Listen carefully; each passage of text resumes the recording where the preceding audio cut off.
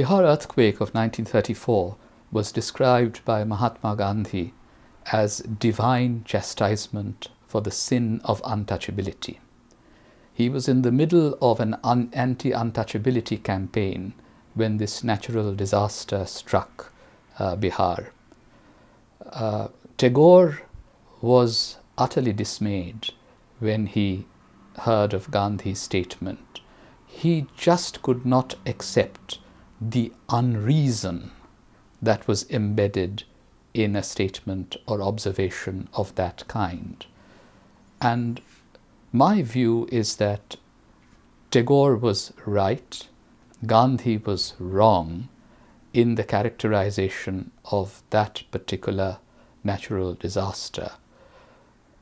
And this, in fact, I think is a stunning example of Tagore, on balance, being on the side of science and modernity and reason, while Gandhi could, in fact, take a very anti-modern stance and could, in fact, fall back on what Tagore would have described as unreason.